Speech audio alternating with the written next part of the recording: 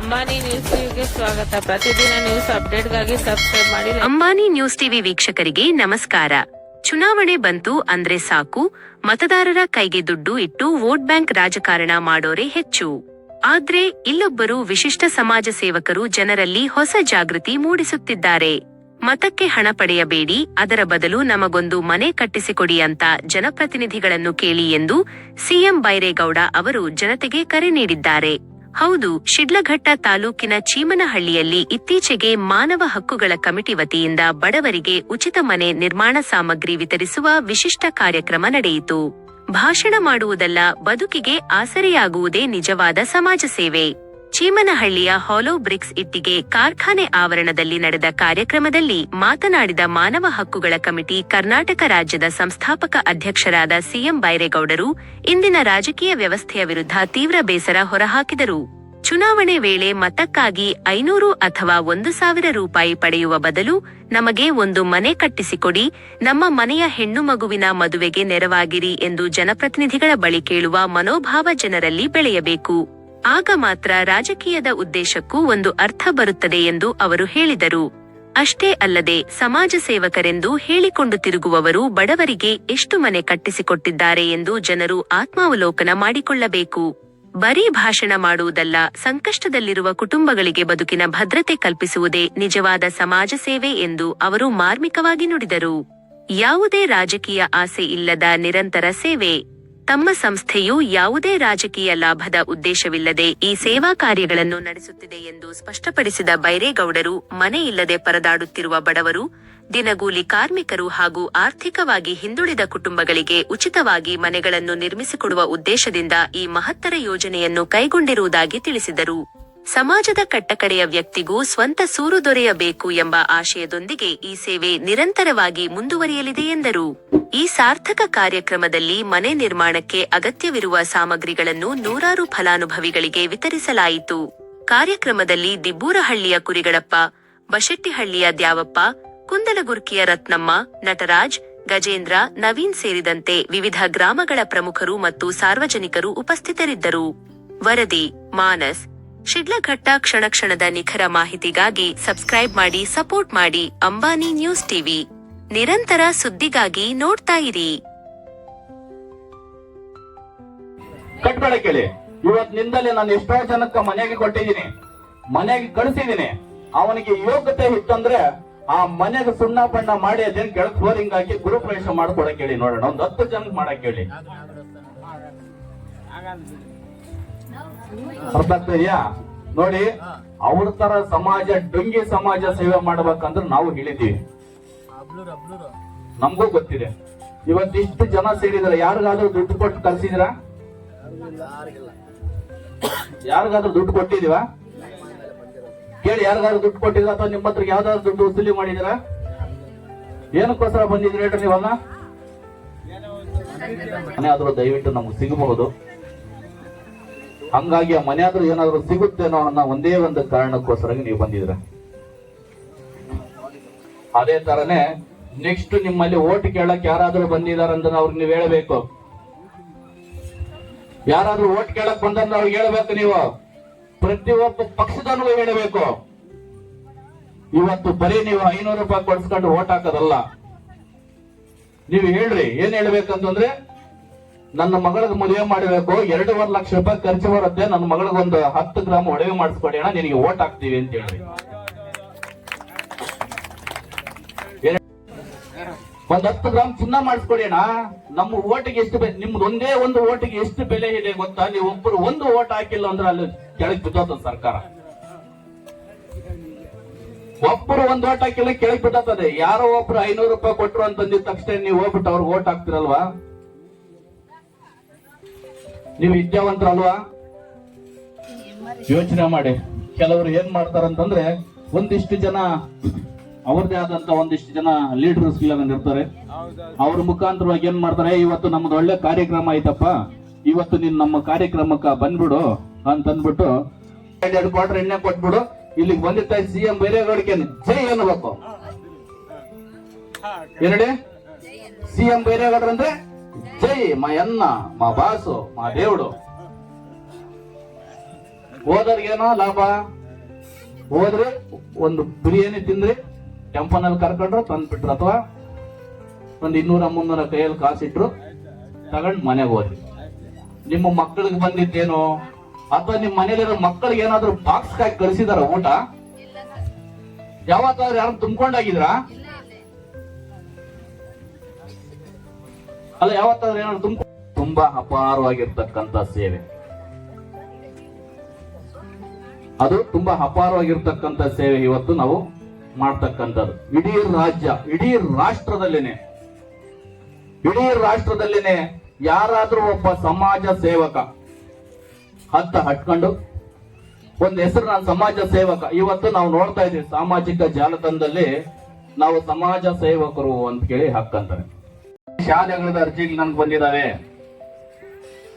ಸರ್ಕಾರಿ ಶಾಲೆ ಮೂಲಭೂತ ಸೌಕರ್ಯಗಳಿಲ್ಲ ಅಂತ ಕೇಳಿ ನನಗೆ ಅರ್ಜಿಗಳು ಬಂದಿದ್ದಾವೆ. ಇವತ್ಯಾರೋ 4 ಜನ ಬರೀಗೌಡರು ಡೊಂಗಿ ಸಮಾಜ ಸೇವಕ ಅಂತ ಅಂದ್ಬಿಟ್ರೆ ಜನ ಕ್ಯಾಕ್ರ ಸುಗಿಯಲ್ವಾ ಅವ್ರನ್ನ? ಅಲ್ಲ, ಜನ ಕ್ಯಾಕ್ರ ಸುಗಿಯಲ್ಲ. ನೋಡಿ, ಇವತ್ತಿಷ್ಟೆಲ್ಲ ಇಟ್ಕೆ ತುಂಬಿದೆ ಫ್ಯಾಕ್ಟ್ರಿ ತವ, ಇಷ್ಟೆಲ್ಲ ಇಟ್ಕೆ ಇದೆ. ಇಲ್ಲಿಂದ ಎಷ್ಟು ಲೋಡ್ ಗಾಡಿ ಇಟ್ಕೆಗೆ ಕಳಿಸಿದ್ರಿ ಗೊತ್ತಾ? ಇದೆಲ್ಲ ನಿಮಗ್ ಕಳ್ಸ, ಬಡವ್ರು ಕಳ್ಸ ಇಟ್ಕೆಗೆ ಇದೆಲ್ಲ ಏನ್ ಹೇಳಿ, ಎಲ್ಲ ನಿಮ್ಗೆ ಕಳ್ಸಂದಿದೆ. ಇಲ್ಲೇ ನೋಡಿ, ಇದೇ ಫ್ಯಾಕ್ಟ್ರಿ ತ ನಾವು ಕಾರ್ಯಕ್ರಮ ಮಾಡ್ಬೇಕಂದ್ರೆ ಬೇರೆ ಎಲ್ಲೋ ಒಂದು ಒಳ್ಳೆ ಕಾರ್ಯಕ್ರಮ, ಒಳ್ಳೆ ಒಂದು ವೇದಿಕೆ ಮಾಡಿ, ಎಲ್ಲ ಒಂದು ಚೌಟ್ರಿ ತರ ಮಾಡಿ, ದೊಡ್ಡದಾಗಿ ಬೇಕಾದ್ರೆ ಫ್ಲೆಕ್ಸಿಗಳು ಹಾಕ್ಸಿ, ಬ್ಯಾನರ್ಗಳು ಹಾಕ್ಸಿ ಬೇಕಾದ್ರೆ ಕಾರ್ಯಕ್ರಮ ಮಾಡಬಹುದಾಗಿತ್ತು. ಆದ್ರೆ ಇಲ್ಲಿರಂತ ವಾಸ್ತವ ಎಲ್ಲರಿಗೂ ಗೊತ್ತಾಗಬೇಕನ್ನೋ ರೀತಿನಲ್ಲೇನೆ ನಾವು ಇಲ್ಲಿ ಕಾರ್ಯಕ್ರಮ ಇಟ್ಕೊಂಡಿರೋದು. ಈಗಾಗಲೇ ಸಾಕಷ್ಟು ತಡ ಆಗಿದೆ. 2ನೇ ಹಂತದಲ್ಲಿ ಸಾಮಗ್ರಿಗಳು ಬಿಡೋದು ಸ್ವಲ್ಪ ತಡ ಆಗಿದೆ. ಇಲ್ಲಿ ನಮಗೆ ಮೆಟೀರಿಯಲ್ ಕಡಿಮೆ ಆಗಿದೆ ಅಂತ ಅಂದ್ಬಿಟ್ಟು ತಿಮ್ಮನಾಯಕನಹಳ್ಳಿ ಪಂಚಾಯಿತಿ ಹರೀಶ್ ಅಣ್ಣವ್ರು ಇದಾರಲ್ಲ, ಅವ್ರ ಇಟ್ಕೆ ಫ್ಯಾಕ್ಟರಿಯಿಂದ ನಾವು ಇಟ್ಕೆಗೆ ಕಳಿಸಿದೀವಿ. ಏನೇಳಿ, ಇಲ್ಲಿ ಇಟ್ಕೆಗೆ ಶಾರ್ಟೇಜ್ ಬಂದಿದೆ ಅಂತ ಅಂದ್ಬಿಟ್ಟು ಅಲ್ಲಿಂದ ನಾವು ಮೆಟೀರಿಯಲ್ ಕಳಿಸ್ತಾ ಇದೀವಿ ಬೇರೆ ಕಡೆ ಬಡಬಗ್ಗರಿಗೆ. ತಡ ಆಗ್ತಾ ಇದೆ, ತುಂಬಾ ಲೇಟ್ ಆಗ್ತಾ ಇದೆ ಅಂತ ಕೇಳಿ ಈಗಾಗಲೇ ಅರ್ಜಿ ಕೊಟ್ಟಿರ್ತಕ್ಕಂಥವ್ರು ಕೇಳ್ತಾರೆ, ಅಣ್ಣ మేము అర్జీ ఇచ్చి 6 నెలలు అన్న అప్పుడు ప్రోగ్రామ్ లో వచ్చి మేము ఇచ్చింది మాకు ఇంకా ఇల్లే ఇవ్వలేదు నువ్వు ఎవడన్నా మాకు ఇల్లు ఇచ్చేది ఎప్పుడు ఇస్తాడా ఇంత పోతుందా ఊరికి రాజకీయంకి ఎప్పుడు అట్లే దిగే కోసం చేస్తా ఉండేది ఈయన అట్లే ಅಲ್ಲೇಂಡ ನೋಡಿ. ತಡ ಆಗೋದಕ್ಕೆ ಕಾರಣ ಏನು ಅಂತ ಅದಕ್ಕೆ ನಿಮ್ಮ ಫಲಾನುಭವಿಗಳನ್ನ ನೇರವಾಗಿ ಇಲ್ಲಿ ನಾವು ಬರಕ್ಕೆ ಹೇಳಿರ್ತಕ್ಕಂಥದ್ದು. ಮುಖ್ಯವಾಗಿ ಏನಪ್ಪಾ ಅಂತಂದ್ರೆ, ಈ ಇಟ್ಕೆ ಫ್ಯಾಕ್ಟ್ರಿಗೆ ನಾವು ಬರ್ಬೇಕಾದ್ರೆ ರಸ್ತೆ ತಾವೆಲ್ಲ ಬಂದಿರ್ತೀರ, ನೋಡಿರ್ತೀರ. ಹಿಂಗ್ ಬರ್ಬೇಡ್ರಿ, ಊರಿಂದ ಬರಕ್ ಹೋಗ್ಬೇಡ್ರಿ, ಊರಿಂದ ಹಿಂಗ್ ಬರಕ್ ಹೋಗ್ಬೇಡ್ರಿ. ದಯವಿಟ್ಟು ಇದೇ ರೋಡಲ್ಲಿ ಹಿಂಗ್ ಹೋಗ್ರಿ. ಮೊನ್ನೆ ಇದೇ ಚಿಂತಾಮಣಿಗೆ ನಾವು ಮೆಟೀರಿಯಲ್ ಕಳಿಸಬೇಕಂತಂದ್ರೆ ಇಲ್ಲಿ ಸುಮಾರು 25 ಗಾಡಿ ಲೋಡ್ ಆಗಿ ಇಲ್ಲಿಂದ ನಾವು ಗಾಡಿ ಕಳಿಸ್ಬೇಕಂದ್ರೆ ಇದೇ ಪಕ್ಕದ ತೋಟದಲ್ಲಿ ಗಲಾಟ ಮಾಡಿದ್ರು. ಏನಕ್ಕೆ? నువ్వు ఎట్లా గాడీలు పంపిస్తుండేది, మేము దాన్ని దున్నాలనుకున్నాము, మీ వీటితో పంపిస్తాండ ಗಾಡಿలో ಅಂತ ಕೇಳಿ ಗಲಾಟೆ ಮಾಡಿದ್ರು. ಅವತ್ತಿನಿಂದಲೇ ಏನ್ ಮಾಡ್ರಿ, ಆ ಕಡೆ ಕಳಿಸಂತ ಗಾಡಿಗಳು ರಿಟರ್ನ್ ಹಿಂಗೋಯ್ತು. ಲಾಸ್ಟಕ್ಕೆ ಒಂದು ಗಾಡಿ ತಗಲಾಕಂತ ಏನ್ ಹೇಳಿ, ಗಾಡಿ ತಗಲಾಕಂತು. ಮತ್ತೆ ತಿರ್ಗಾ ಅದನ್ನ ಅನ್ಲೋಡ್ ಮಾಡಿ ತಿರ್ಗಾ ಲೋಡ್ ಮಾಡಿಸಿ ಮೆಟೀರಿಯಲ್ ಕಳಿಸ್ಕೊಟ್ಟಿದ್ವಿ.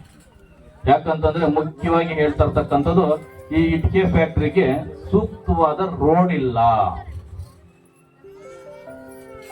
ಇವಾಗಂತೂ ಮಳೆ ಇಲ್ಲ. ದಯವಿಟ್ಟು ಎಲ್ಲರಿಗೂ ಕನ್ನಡ ಅರ್ಥ ಆಗುತ್ತಲ್ವಾ? ಅರ್ಥ ಆಗಿಲ್ಲ ಅಂದ್ರೆ ಬೇಕಾದ್ರೆ ತೆಲುಗಲ್ಲೂ ಮಾತಾಡ್ತೀನಿ. ಅರ್ಥ ಆಗ್ತಾ ಇದೆಯಾ? ಕನ್ನಡ ಅರ್ಥ ಆಗಿಲ್ಲ ತೆಲುಗಲ್ಲೂ మాట్లాడుతుంది ಬೇಕಾದ್ರೆ. ఈ ఫ్యాక్టరీకి రావాలంటే కరెక్ట్ గా రోడ్ లేదు. చూడి మొన్న వాన వచ్చేసా, ఈ రోడ్ అంతా ఫుల్ నీళ్ళు నిలిచిపోయి ఒక నెల కరెక్ట్ గా ఈతకి ಯಾವ గాడీలు రాలేదు. ఆతోని ఇంకా రావాలంటే టిప్పర్ లారీ వస్తుంది, మందే టిప్పర్ లారీ ఉంది. వాడు ఎంసెంట్ నింపుక రావాలి కదా. ఇప్పుడు ఈత వీటికి రెడీ చేయాలంటే ఎంసెంట్ అంతా కావాలి కదా. ఆ ఎంసెంట్ ఎత్తుకురావాలంటే లారీ ఉంది కదా, ఆ లారీ ఈతకు వచ్చే కాలేదు. అదంటే నీళ్లు వేసుకుంటే అది సిక్కేసుకోవాలంటే తిరిగి ప్రాబ్లం అవుతుంది. ఈతో పని చేసాడు కూలేవాడితో ఉంటాడా? ఒక నెల వానికి పని పాటు లేకుండా ఇతకు వచ్చి ఒక నెల ఇంకొక సంబళం మీకుంటే వాడేం చేయాలి? పీస్ వర్క్ చేస్తాడు. ఓ ఇటుకి ఇంత అని చెప్పి అని దుడ్లు ఇస్తాం. నువ్వు చూడప్ప, నువ్వు ఇటుకి కొట్టిస్తే ఇంత దుడ్లు నీకేం చెప్పింటాం. వానికి రూమ్ కట్టినాము, వచ్చి రూమ్ లో కూర్చొని ఉంటారు వాళ్ళు. పొద్దుట్టి ఇంకా ಮಾಪ್ಸರ್ ವರೆಗೂ 2000 ತುಂಬಾ ಅಪಾರವಾಗಿರ್ತಕ್ಕಂಥ ಸೇವೆ. ಅದು ತುಂಬಾ ಅಪಾರವಾಗಿರ್ತಕ್ಕಂಥ ಸೇವೆ ಇವತ್ತು ನಾವು ಮಾಡ್ತಕ್ಕಂಥದ್ದು. ಇಡೀ ರಾಜ್ಯ, ಇಡೀ ರಾಷ್ಟ್ರದಲ್ಲಿನೇ ಯಾರಾದ್ರೂ ಒಬ್ಬ ಸಮಾಜ ಸೇವಕ ಹಟ್ಕೊಂಡು ಒಂದು ಹೆಸರು, ನಾನು ಸಮಾಜ ಸೇವಕ. ಇವತ್ತು ನಾವು ನೋಡ್ತಾ ಇದ್ದೀವಿ ಸಾಮಾಜಿಕ ಜಾಲತಾಣದಲ್ಲಿ ನಾವು ಸಮಾಜ ಸೇವಕರು ಅಂತ ಕೇಳಿ ಹಾಕಂತಾರೆ. ಅವ್ರು ಮಾಡಂತ ಹಲಕ ಕೆಲಸಗಳು ನೋಡಿದ್ರೆ ಹೆಂಗಿರ್ತದೆ ಅಂತಂದ್ರೆ ಕ್ಯಾಕರಿಸಿ ಉಗಿಬೇಕು ಅನ್ನಂತ ಮಟ್ಟಕ್ಕೆ ಇರ್ತದೆ ಅವ್ರು ಮಾಡಂತ ಕೆಲಸಗಳು. ಸಮಾಜ ಸೇವೆಯಲ್ಲಿ ಹೆಸರಿಟ್ಕೊಂಡು ಕಚೇರಿಗೆಲ್ಲ ಹೋಗಿ ರೋಲ್ ಕಾಲ್ ಮಾಡೋದು ಇವತ್ತಿನಿಂದಲ್ಲಿ.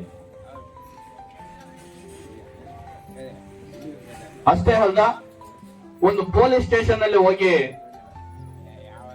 ಅಧಿಕಾರಿಗಳ ಜೊತೆ ಮಿಂಗಲ್ ಆಗಿ ಒಂದಿಷ್ಟು ದುಡ್ಡು ಕೀಳಂತ ಪರಿಸ್ಥಿತಿಗಳಾಗ್ಬಿಟ್ಟೈತಿ. ಹೆಸರಿಗೆ ಮಾತ್ರ ಟೈಟಲ್ ಏನೋ, ನಾವು ಸಮಾಜ ಸೇವಕರು. ಇವತ್ತಿನಿಂದಲ್ಲಿ ಜನ ಏನಾಗ್ಬಿಟ್ಟೈತಿ ಅಂತಂದ್ರೆ, ಕೂಲಿ ಮಾಡ್ಕಂತವ್ರು ಅಥವಾ ನಮ್ಮೊಂದು ಪಬ್ಲಿಕ್ದು ಇಪ್ಪ ದೇವರ ಒಂದು ಬಿರಿಯಾನಿ ಪ್ಯಾಕೆಟ್ ಇಸ್ತಾಣರು, ఒక ಕ್ವಾರ್ಟರ್ ಮುಂದಿಸ್ತಾ ಉಂಡಾರಂటే ಜೈ ಪದಂಡ್ರ ವಂತಕ್ಕೆ ಅಂತ ಕೊಡಂತ ಬಿರಿಯಾನಿ ಊಟ ಎಷ್ಟೈತೆ? ಒಪ್ಪತ್ತಿನ ಒಂದು ಹೊತ್ತು ಊಟ. ಇನ್ನೊಂದು ಹೊತ್ತು ಊಟ ಯಾರು ಕೊಡ್ತಾರೆ? ಅಲ್ಲ, ಇನ್ನೊಂದು ಹೊತ್ತಿನ ಊಟ ಇನ್ಯಾರು ಕೊಡ್ತಾರೆ? ಯಾರು ಕೊಡಲ್ಲ. ನೀವೇ ಕೂಲಿಗೆ ಹೋಗ್ಬೇಕು, ನೀವೇ ದುಡಿಬೇಕು, ನೀವೇ ತಿನ್ಬೇಕು. ಆದ್ರೆ ಇವತ್ತು ಸಿಎಂ ಬೈರೇಗೌಡರೊಂದು ಮನೆ ಕೊಡ್ತಾ ಇದ್ದಾರೆ ಅಂತಂದ್ರೆ, వైనేమన్నా దుడ్లు ఇస్తాడేమో, మేము వస్తాం 500 రూపాయలు ఇచ్చి బిర్యానీ ప్యాకెట్ ఇచ్చేట్లుంటే చెప్పండి వస్తాను అంటారంటే. ಏನಪ್ಪಾ ಅಂತಂದ್ರೆ, ಈ ರಾಜಕೀಯದಲ್ಲಿರ್ತಕ್ಕಂತ ಕೆಲವು ಫಾಲೋವರ್ಸ್ ಅಂತ ಇರ್ತಾರೆ, ಕೆಲವು ರಾಜಕೀಯ ಲೀಡರ್ಗಳಿಗೆ. ಆ ರಾಜಕೀಯ ಲೀಡರ್ಗಳಿಗೆ ಕೆಲವು ಯೂತ್ ಹುಡುಗರು ಏನ್ ಮಾಡಿದ್ರೆ, ಯೂತ್ ಬೇರೆಯವರು ಏನ್ ಮಾಡಿದಾರೆ, ಅದನ್ನ ಜೆರಾಕ್ಸ್ ಮಾಡಿ ನಮ್ಗೆ ನೀವು ಆದೇಶದ ಪ್ರತಿಯನ್ನು ಕೊಟ್ಟಿದ್ವಿ, ನೀವು ನಮ್ಗೆ ಮನೆ ಕೊಟ್ಟಿಲ್ಲ ಅನ್ನೋ ರೀತಿಯಲ್ಲಿ ನಮ್ಮ ಬಗ್ಗೆ ಸುಳ್ಳು ಪ್ರಚಾರನ್ನ ಮಾಡೋದಕ್ಕ ಮುಂದಾಗಿದ್ದಾರೆ. ಹಂಗಾಗಿ ಅದು ನಮ್ಗೆ ಮಾಹಿತಿ ಬಂದಾದ್ಮೇಲೆ ಅವ್ರನ್ನ ಕರೆಸಿ ನಾವು ಹೇಳಿದೀವಿ, ದಯವಿಟ್ಟು ಈ ತರ ನೀವು ಮಾಡಕ್ ಹೋಗ್ಬೇಡಿ, ನೀವು ಮಾಡ್ತಾ ಇರೋದು ತಪ್ಪಾಗುತ್ತೆ, ನಾವು ಕಾನೂನನ್ನ ಹೋರಾಟ ಮಾಡಬೇಕಾಗುತ್ತೆ, ಎಚ್ಚರಿಕೆ ಕೊಟ್ಟು ಅವ್ರನ್ನ ಕಳಿಸ್ಕೊಟ್ಟಿದ್ವಿ. ಅವರು ಸಹ ಒಬ್ಬ ಬಡ ಕುಟುಂಬದಲ್ಲಿರ್ತಕ್ಕಂಥ ಒಬ್ಬ ವ್ಯಕ್ತಿ. ಕಾನೂನು ರೀತಿಯಲ್ಲಿ ಅವ್ರ ಮೇಲೆ ನಮ್ಮ ಸಭೆಯಲ್ಲೆಲ್ಲ ತೀರ್ಮಾನ ಆಗಿ ಅವ್ರ ಮೇಲೆ ಕಾನೂನು ಪ್ರಕಾರ ಕೈಗೊಳ್ಳಬೇಕು ಅಂತಂದ್ರು. ಅದು ಬಡ ಕುಟುಂಬ ಆಗಿರೋದ್ರಿಂದ ಯಾರೋ ಹೇಳ್ದ ಮಾತ್ರ ಕೇಳಿ ಈ ತರ ಮನೆ ಪಡ್ಕೊಳ್ಳೋದಕ್ಕೋಸ್ಕರಾಗಿ ಈ ತರ ಮಾಡಿದ್ದಾರೆ. ಹಂಗಾಗಿ ಆ ಆದೇಶದ ಪ್ರತಿಯನ್ನ ಸಂಪೂರ್ಣವಾಗಿ ನಾವು ನಿಲ್ಲಿಸಿ ಟೋಕನ್ ತರ ನಾವು ಅದನ್ನ ಮಾಡಬೇಕಂತ ಸಭೆಯಲ್ಲಿ ಚರ್ಚೆ ಆಯ್ತು. ಹಂಗಾಗಿ ಈಗ ಏನು ಟೋಕನ್ ಕೊಡೋ ರೀತಿಯಲ್ಲಿ ಪ್ರತಿಯೊಬ್ಬರಿಗೂ ಏನು ಟೋಕನ್ ಏನಿದೆಯೋ ಆ ಟೋಕನ್ ರೀತಿಯಲ್ಲಿ ನಾವು ಮನೆಗಳನ್ನು ವಿತರಣೆ ಮಾಡಬೇಕಂತ ಡಿಸೈಡ್ ಆಗಿದ್ವಿ. ಬಂಧುಗಳೇ, ಏನು ಈಗಾಗಲೇ ಸಾಮಾಜಿಕ ವಲಯದಲ್ಲಿ ಕೆಲವೊಂದಿಷ್ಟು ಜನಗಳು ನಮ್ಮ ಬಗ್ಗೆ ಕೇಳ್ತಾ ಇದ್ದಾರೆ. 750ಕ್ಕೂ ಹೆಚ್ಚು ಮನೆಗಳು ತಾವು ಕೊಟ್ಟಿದ್ದೀರಾ. ಇದುವರೆಗೂ ಯಾವ್ದಾದ್ರೂ ಒಂದು ಕಂಪ್ಲೀಟ್ ಆಗಿರೋದು ನಿಮ್ಮಲ್ಲಿ ಇದೆಯಾ ಅಂತ ಸಾರ್ವಜನಿಕರ ಪ್ರಶ್ನೆ ಆಗಿದೆ. ಇದು ಈಗಾಗಲೇ ನಾವು ಹೇಳ್ತಾ ಇದೀವಿ 700 ಮನೆಗೆ ಕೊಟ್ಟಿದೀವಿ ಅಂತ ನಾವು ಹೇಳ್ತಾ ಇದೀವಿ. ಆದ್ರೆ ಕಂಪ್ಲೀಟ್ ಆಗಿರೋಂಥದ್ದು ಯಾವ್ದಾದ್ರು ಇದೆಯಾ ಅನ್ನೋಂಥದ್ದು ಒಂದಿಷ್ಟು ಚರ್ಚೆಗಳು ಶುರು ಆಗಿದೆ. ಈಗ ನೋಡಿ, ನಾವು ಕೊಡ್ತಾ ಇರ್ತಕ್ಕಂಥವ್ರು ಅತಿ ಕಡುಬಡತನದಲ್ಲಿರ್ತಕ್ಕಂಥ ಜನರಿಗೆ, ಕೂಲಿ ಮಾಡ್ಕೊಂಡ್ ತಿನ್ನೋಂಥವ್ರಿಗೆ, ಒಪ್ಪತ್ತಿನ ಕೂಲಿಗೋಸ್ಕರಗೆ ಬೆಳಗ್ಗೆ ಕೆಲ್ಸಕ್ಕೆ ಹೋದ್ರೆ ಸಂಜೆ ಮನೆಗೆ ಬರ್ತಕ್ಕಂಥವ್ರಿಗೆ ಈಗ ನಾವು ಕೊಡ್ತಕ್ಕಂಥದ್ದು 1000 ಇಟ್ಕೆ, 25 ಮೂಟೆ ಸಿಮೆಂಟು, 5 ಟನ್ ಎಂಸೆಂಡು, 1 ಕಿಟಕಿ, 1 ಬಾಗಿಲು, ಮೇಲೆ ಕಬ್ಬಿಣದ ಶೀಟು. ಇಷ್ಟೆಲ್ಲ ಸಾಮಗ್ರಿಗಳನ್ನ ನಾವು ಕೊಡ್ತಾ ಇದೀವಿ. ಇಷ್ಟಪಟ್ಟಿರ್ತಕ್ಕಂತ ವ್ಯಕ್ತಿಗಳೇನಾಗಿದ್ದಾವೆ ಅಂತಂದ್ರೆ, ನಾವೇನೋ ಮೆಟೀರಿಯಲ್ ಅವ್ರು ಕೊಟ್ಟಿದೀವಿ, ಕೊಟ್ಟು 6 ತಿಂಗಳು ಆಗಿದೆ. ಆದ್ರೆ ಆ ಇಟ್ಟಿಗೆ ಎತ್ತಿ ಗೋಡೆ ಮೇಲೆ ಇಡಬೇಕಂತಂದ್ರೆ ಮೇಸ್ತ್ರಿಗೆ 750 800 ರೂಪಾಯಿ ಕೂಲಿ ಕೊಡಬೇಕು. ಆ ಕೂಲಿ ಯಾರು ಕೊಡ್ತಾರೆ? ಆ ಕೂಲಿ ಯಾರು ಕೊಡ್ತಾರೆ? ಕನಿಷ್ಠ ಪಕ್ಷ ನೋಡಿ, ಆ ಬಡವರಿಗೆ ನಾವು ಮೆಟೀರಿಯಲ್ ಕೊಟ್ಟರು ಸಹ ಅವ್ರ ಕೈ ಕಟ್ಸ್ಕೊಳಕ್ ಆಗ್ತಾ ಇಲ್ಲ. ಅಂತಹ ನಿರ್ಗತಿಕರಿಗೆ, ಅಂತ ಬಡ ಕುಟುಂಬಗಳಿಗೆ ನಾವು ಇಲ್ಲಿ ಮನೆಗೆ ಕೊಡ್ತಾ ಇರೋದು. ಸುಮಾರು ಮನೆಗಳು ಈಗಾಗಲೇ ತಲೆ ಎತ್ತಿವೆ. ಆದಷ್ಟು ಬೇಗ ಗೃಹಪ್ರವೇಶ ಮುಗಿಸಬೇಕು. ಒಳ್ಳೆ ಒಬ್ಬ ವ್ಯಕ್ತಿಯನ್ನ ಕರೆಸಿ ಆ ಮನೆಯನ್ನ ಉದ್ಘಾಟನೆ ಮಾಡಿಸ್ಬೇಕು ಅಂತ ಈಗಾಗಲೇ ನಾವು ಅನ್ಕೊಂಡು ಹಿಂದೆ ನಾನು ಸುಮಾರು ಕಾರ್ಯಕ್ರಮಗಳಲ್ಲಿ ಹೇಳ್ತಾ ಇದ್ದೀನಿ ಎಲ್ಲಾರ್ಗು. ಆ ಫಲಾನುಭವಿ ಮನೆಗೆ ಹೋಗಿ ಆದಷ್ಟು ಬೇಗ ಏನಪ್ಪಾ ನೀನು ಮನೆ ರೆಡಿ ಮಾಡ್ಬಿಡ್ರಿ, ನಾವು ಆದಷ್ಟು ಜಿಲ್ಲಾ ಅಧಿಕಾರಿಗಳನ್ನ ಅಥವಾ ಒಳ್ಳೆ ಯಾರನ್ನ ವ್ಯಕ್ತಿಯನ್ನ ಕರೆಸಿ ಮನೆ ಗೃಹಪ್ರವೇಶ ಮುಗಿಸ್ಬಿಡೋಣ ಅಂತ ನಾವು ಹೇಳಿದ್ರೆ, ಆ ಫಲಾನುಭವಿ ಹೇಳ್ತಾರೆ, ಅಣ್ಣ ನಾನೇನೋ ಮನೆ ಕಟ್ಟಿದೀನಿ, ಕೆಳಗಡೆ ಫ್ಲೋರಿಂಗ್ ಹಾಕೋದಕ್ಕೆ ನನ್ನ ಹತ್ರ ಕಾಸಿಲ್ಲ.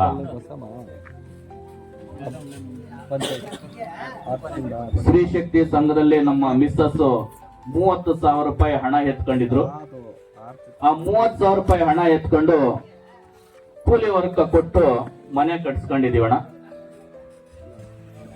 ಈಗ ಕೆಳಗಡೆ ಫ್ಲೋರಿಂಗ್ ಹಾಕ್ಬೇಕಂದ್ರೂ ಕೂಡ ನಮ್ಮ ಹತ್ರಗ ಕಾಸಿಲ್ಲ. ನೀವೇನಾದ್ರೂ ಗೃಹ ಪ್ರವೇಶ ಮಾಡಬೇಕು, ಅಧಿಕಾರಿಗೆ ಕರೆಸಬೇಕು ಅನ್ನಂಗಿದ್ರೆ ನೀವೇ ಕೆಳಗಡೆ ಬೇಕಾದ್ರೆ ಟೈಲ್ಸ್ ಅದನ್ನ ಹಾಕೊಟ್ಬಿಡ್ರಣ, ಪೇಂಟ್ ಅದನ್ನ ಮಾಡಿಸ್ಕೊಟ್ಬಿಡ್ರಿ. ಏನ್ ಹೇಳಿ? ನೀವೇ ಬೇಕಾದ್ರೆ ಕೆಳಗಡೆ ಟೈಲ್ಸ್ ಹಾಕ್ಬಿಟ್ಟು ಅಥವಾ ಸಿಮೆಂಟ್ ಹಾಕೊಟ್ಬಿಟ್ಟು ಗೃಹ ಪ್ರವೇಶ ಬೇಕಾದ್ರೆ ಮುಗಿಸ್ಬಿಡೋಣ. ಇಷ್ಟೆಲ್ಲ 2,60,000 ರೂಪಾಯಿ ಮೆಟೀರಿಯಲ್ ನಾವು ಕೊಡ್ತಾ ಇರ್ತಕ್ಕಂಥದ್ದು ಒಂದು ಬಡ ಕುಟುಂಬಕ್ಕೆ. ಇಷ್ಟೆಲ್ಲ ಕೊಟ್ಟು ಅದನ್ನೂ ಸಹ ಒಂದೊಂದೇ ತಲೆ ಎತ್ತುತ್ತವೆ. ನಾವು ಹೇಳಿದೀವಿ, ನಮಗೆ 10 ವರ್ಷ ಟೈಮ್ ಬೇಕು. ಚಿಕ್ಕಬಳ್ಳಾಪುರ ಜಿಲ್ಲಾದ್ಯಂತ ಗುಡಿಸಲು ಮುಕ್ತ ಜಿಲ್ಲೆಯನ್ನಾಗಿ ನಾವು ಮಾಡ್ತೀವಿ. ಪ್ರತಿಯೊಂದು ಹಳ್ಳಿಗೂ ಬರ್ತೀವಿ, ಪ್ರತಿಯೊಂದು ಊರಿಗೂ ಬರ್ತೀವಿ. ಆ ಊರಲ್ಲಿ ಏನಾದರೂ ಗುಡಿಸಲು ನಮ್ಮ ಕಣ್ಣು ಕಾಣಿಸ್ತೈತಂದ್ರೆ ಇಮ್ಮಿಡಿಯೇಟ್ಲಿ ಅವ್ರಿಗೆ ಮನೆ ಕಟ್ಸಂತ ಸಾಮಗ್ರಿಗಳು ನಾವು ಕೊಡ್ತೀವಿ ಅಂತ ಹೇಳಿದೀವಿ.